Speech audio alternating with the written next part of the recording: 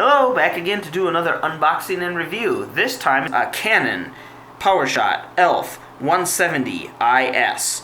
And that, by the way, is IS. Originally I thought it was the 1701S, but no, it's not. So anyway, alright. So this camera comes in a few colors. The one that's on the box, and it seems in all cases, is this black. However, this particular model is a blue, which we'll see shortly. Okay, now going down here, so we have a 25mm lens, 12x optical zoom. It has the Digic 4 Plus, and if you don't know, that's the image processor, and that's one of the big three components in any digital camera. So you have the lens, the image sensor, and then of course the image processor. So that's what the Digic 4 Plus is. Okay, it has 20 megapixels. The LCD is 2.7 inch diagonal.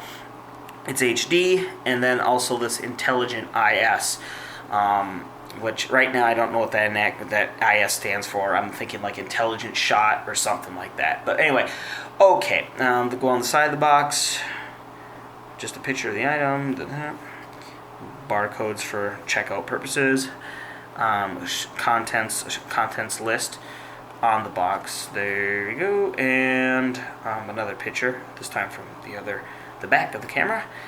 Then on the back, yeah, not much to look at. Went with a very minimalist box, simple, which, okay, and simply by pulling that down. Of course, I've taken off the tape that was holding it. Okay, upon opening it, you have this flats, pull those apart, instructions, and then some probably promos or something there. And it has the manuals separated. Well, these are more like quick guides. I won't really even call them manuals, but the quick guides are separated, so each language has their own book, which I appreciate, because that way you don't have to thumb through a whole bunch of stuff that you can't read. Okay. Here seems to be a registration. Let's make sure. Okay, this is your warranty. Alright. Then let's get that out. Cardboard separator. And we have before we get the camera, we have the peripherals. This is your battery charger. And this particular one has the flip down, plug it straight into the wall, and it just hangs there with your battery charging inside. And it's a nice travel size with the, alright. And of course now you can already tell this is going to have a proprietary battery. And that battery's right here. And as you can tell, you can tell this is a rather small battery.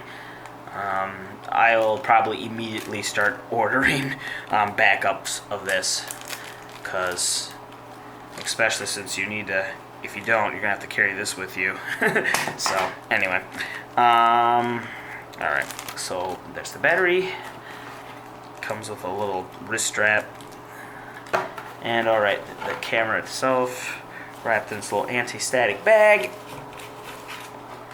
And there's that blue I was telling you about. It's a cool blue, I will say that. Kind of like a cobalty type. Anyway,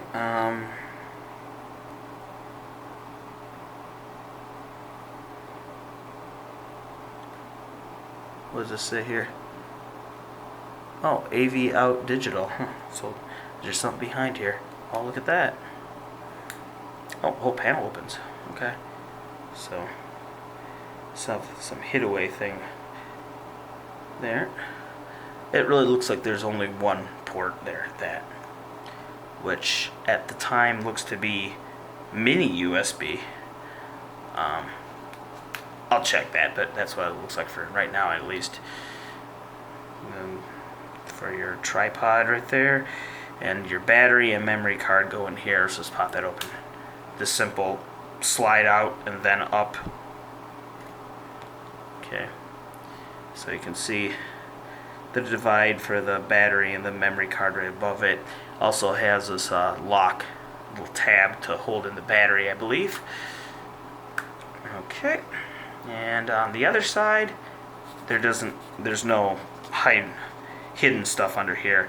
It doesn't look like there's a speaker, however. Okay, and then up here, on off, and your zoom is on this, depending on what way you pivot this.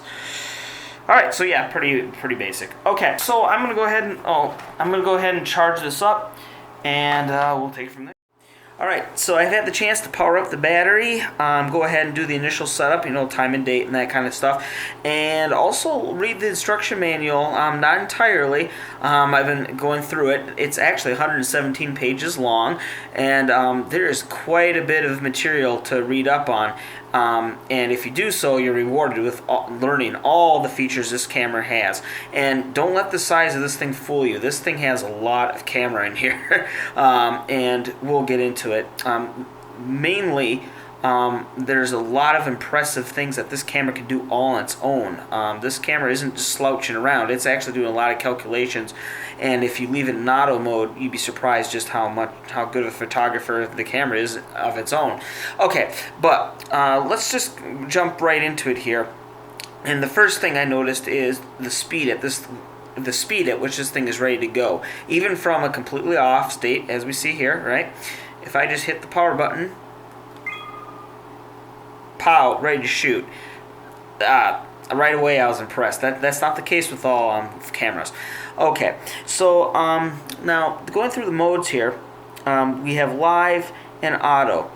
And I'm going to start with auto, and we'll go into live, and then there's also a step beyond live as far as the amount of manual you can do. I mean, how much you can tweak on your own.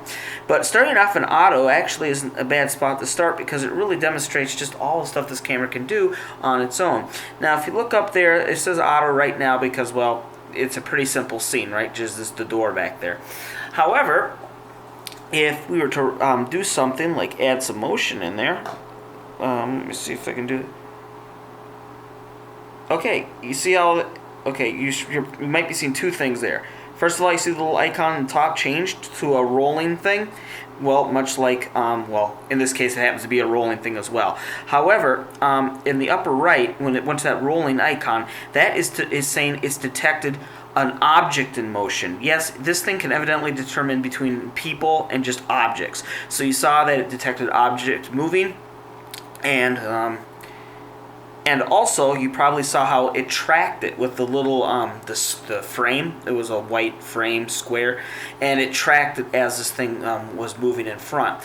So now up here, there are, I counted, at least on the diagram in the manual, 32 different little icons that can pop up there. And each one of those icons obviously means something that the camera is detected and is compensating for. So, I mean, everything from the moving objects to people to different background lighting, if it needs to do this, or exposure distance. I mean, there's 32 different things it can detect on its own. So right off the bat, that's impressive. And then one more quick one we'll do is I'll just put out little Mr. Dinosaur here with his stylish purple scarf or bow tie or whatever. Okay, so we got Mr. Dinosaur out there. Now, if you look, see, I don't know if this is coming up on the camera. Hopefully it is. But, okay, there we go. So, okay, I'm moving a little, so it's an object. Okay, now it stopped moving, so it went back just to auto. And if I'm going to move both cameras towards our critter here, and look in the upper right corner, it should change. Okay, it thinks we're moving now again. Oh, there you go. See? That the flower symbol came up, and that is when it detects that it's getting very close, it goes into macro focus mode. Okay, now we'll go into some of these other modes here. Live, and now in live, what you can do is, this is kind of like, from what I understand, like the middle ground between auto and P mode, which we'll get into later. Live lets you do some on the fly tweaks here, and this is probably one of the major ones here, where you can adjust the, well, you can see. So we have, this is how much, okay, let's go up here. Well, dark and light, I mean, you can figure out what that does. Neutral and vivid, that's how much you want the colors to pop. And of course, also the hue. So bluer hue on the left there, and warmer orangey hues on the right. So okay, so what we're going to do is we're going to get out of this menu back out. Now I'm going to go, but you know what, actually, let's do this. I'm going to hit, alright, so we can see we're in live mode now. And just some of the things that are here available. We have the self timer, focus range, and we'll go over. You have normal, infinity, that's like if you're shooting things way far away. And then you also have macro. So here you could actually select it manually. Alright, now you can go over here. Okay, and then we have movie quality. And here, you can see P mode is up there, but we'll get that in a second. O and P stands for program, as you saw. Okay, now in live mode though, without even going to P, you can select these different scenes. You can do portrait, face self timer, essentially trigger the thing when you using your face. You can essentially trigger it to shoot. Okay, well, low light, fisheye effect. Okay, there you go. Sorry, things distorted. So that fisheye lens type deal. Miniature effect to make things look like little toy models. It kind of blurs the up and down, the portions above and below the subject, so it kind of makes the thing in the middle, like those little miniature train sets, it kind of gives you the impression like you're in there. Okay, and here's a toy effect, that kind of circular, so it basically makes black, rounds off the corners of the picture. You might be able to see it here. Monochrome, again, self-explanatory. Super vivid, poster effect. I don't exactly remember what the poster effect is about, but it's there. You can look it up. Snow, again. Fireworks, and long shutter. So all those scenes, those are just in live mode. And as I said, we can go one step beyond that to, and we'll do it here. We'll go to P mode. Okay, so go there to live, and then, this would be whatever the second mode is that you selected. Go over here, then to select a new second mode, and I'm going to set P for program. And once you do that, if you hit this button now, you can see there's a new thing that's become available, the EV or exposures. So, and there's some other things that become available too. For example, our ISO speed, and you can have, and as you can see, they give you a pretty much good slew of ISOs. And one other thing, so we covered, well, the three big important ones, as if you're into digital photography, it's the EV, the ISO, and of course this one here, which is the auto white balance. Now let me show you. This is actually going over here. You have auto, of course, then daylight, cloudy, tungsten, fluorescent H. I'll have to look up what the difference between those two is, but the bottom one's actually the one I find the most interesting. Is you have, that's right, a custom white balance. So if you can't find the one here, you aren't exactly sure what light source you're on or whatever under, you can go ahead and select this. You go ahead and find something that's white, like maybe a piece of paper, or if you're wearing white sneakers, you can go ahead, point the camera at your sneakers or whatever is white. You fill up the whole field, so you want to make sure the whole viewing field is occupied by the white object, and then you go ahead, and as you can see here, it says you hit menu once that happens, and that will now set that is what white really is in this setting. And yet another feature is here at the top, which just looks like a square, but let's see what it says what it is. It's actually light metering, and you have three options in there. You have up here, evaluate. This is kind of like your default. It's basically measuring how the brightness based on the entire picture here. So the door, my little ant critter, and everything around. So everything you see in this picture. Or you can go ahead and get the metering with the center being heavily weighted with the averaging. So most of the information on the brightness is coming from the center. So there would be the little dino guy there. And then of course you have spot, which means all of the brightness is being determined right around the center of around our subject. So yet another feature. Alright, so reading the instruction manual some more, I learned of a cool feature this camera has, and I wanted to demonstrate it for you. So you can see I've changed the setup by adding 2 drink bottles on either side of Mr. Dinosaur. Now, to get to this cool feature, we enter a menu that has quite a few other things you can tweak as well. So, Now, I'm in auto mode, and I want to get to P mode. Now, I've already set P mode as my secondary shooting mode, so now I only have to push one button to get there. Alright, so essentially I create a shortcut. Alright, and you can do that for other shooting modes. You know, so you can make P mode your secondary shooting mode, or I don't know, snow mode or whatever. Okay, but however you get to P mode, and if you don't have it set up as a shortcut, you can get there by the method I demonstrated earlier. Okay, so however you get to P mode, once you're there, go ahead and hit the menu button, which is down here. Okay, now here's that menu I was telling you about. And real quick before we demonstrate, I'm just going to show you the other things you can tweak. So this is what I'm going to show you. So the autofocus frame, that's what we're going to get back to, and that's what the demonstration's for. But the other things are digital zoom, autofocus point zoom, servo autofocus, continuous autofocus, lamp setting, red eye correction, eye contrast, review image after shooting, blink detection, grid lines, image stability settings, and date stamp. And timestamp. Okay, so let's go back up to the top one.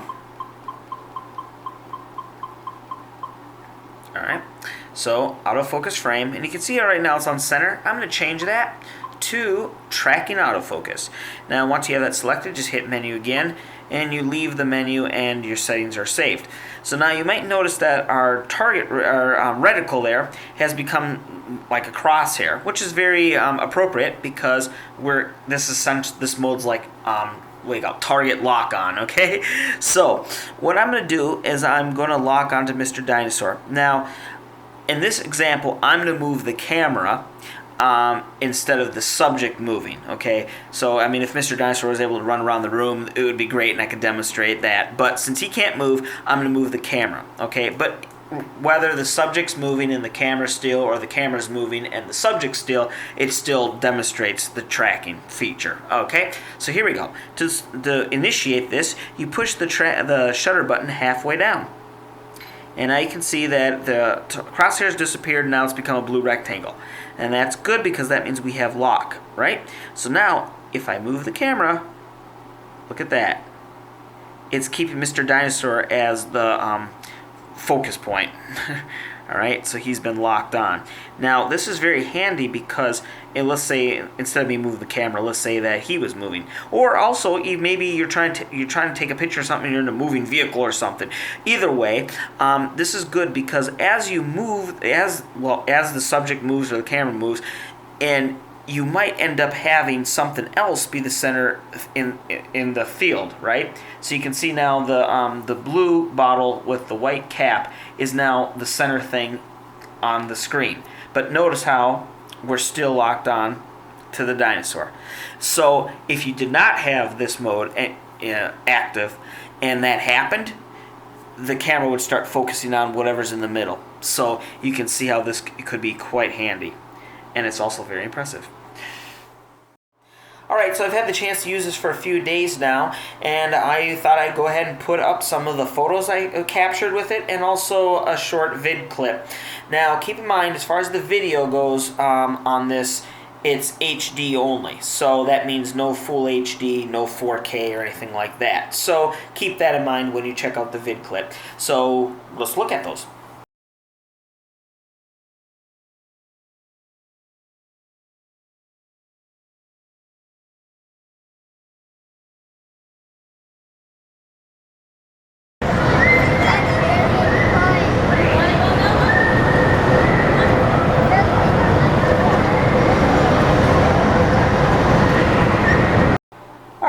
As far as just carrying this camera with you, it's actually quite convenient.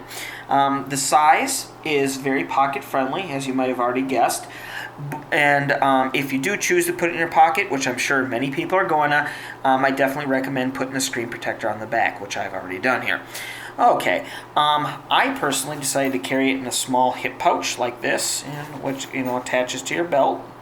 And the reason I do that is because I can just drop it in and zip it up. I don't even have to really be looking to do that. And it also keeps it secure. Of course, as it's zipped up, then I don't have to worry about it falling out. So, but if you choose to carry it in a pocket, it should work. Now, we should talk about weight. The weight of this is 0.3 pounds. And I actually think that's a really good weight. Not too heavy, but at the same time, not so light that you feel that they cut corners or there's a lot of components missing because they had to hit that lightweight target. The color. Originally, I wasn't even going to get this blue. I was going to go get the black, but I decided why not try the blue. And actually, I'm glad I did. It really serves to stand out from all the other gadgets I have that are the more conventional blacks and silvers and colors like that. Okay, so in conclusion, would I recommend this device? Yes, I would. This is a lot of camera for such a small size. The build quality is right, it's good. In my time using it, I didn't experience anything where I felt that, oh, this is kind of they cheaped out here or here. No, this feels like just well made. And also the features. There are so many features in this camera that I feel there's room for the user to kind of grow with the camera. As you get more and more comfortable, you can step away from automatic mode and journey into the more manual modes and play with all the multitude of all those different options that I showed you earlier in this video. So, yeah, this is definitely a good pickup.